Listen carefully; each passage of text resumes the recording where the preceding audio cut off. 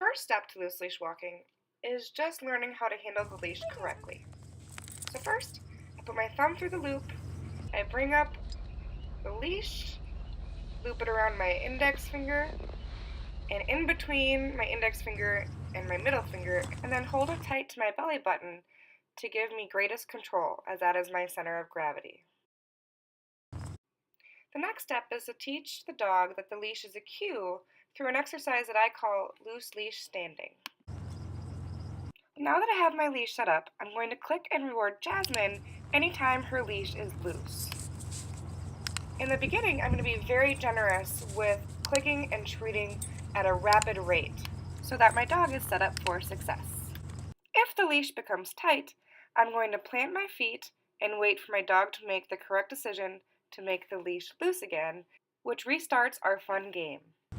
This exercise teaches the dog that the leash acts as a physical cue.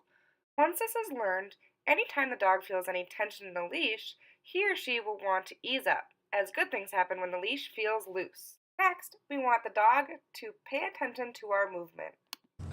I start by moving backwards. This way, it is easier for me to maintain Jasmine's attention when surrounded with distractions. Here, I am clicking and rewarding any movement in the direction that I'm headed. Now, let's start moving forward. I'm going to start off with the moving attention exercise, moving backwards and maintaining Jasmine's attention. Then, I will turn forwards as if to start our walk. Once Jasmine reaches my pant leg, I'm going to click and reward. This exercise helps give me a head start so that I can capture her positioned at my side before she has the chance to pull ahead. Now that I have taught Jasmine to stick by my side, we can begin our walk.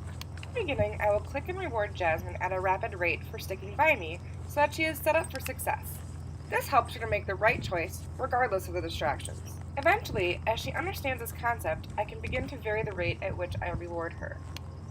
If the leash were to become tight, I will revert back to the loose leash standing exercise and plant my feet and wait for my dog to make the correct decision. You can use other rewards besides food on your walks. Your dog will especially love the opportunity to check out the environment, as the nose is the way they see the world. It is important to know what your dog wants to work for in that moment. It may be food, it may be a toy, and it may be an enjoyable sniff of the mailbox. If your dog starts pulling on the leash, this is a signal to you that he or she needs more help. Increase the rate at which you are rewarding your dog for a loose leash. Eventually, you'll be able to decrease this rate once your dog has had the opportunity to practice being successful.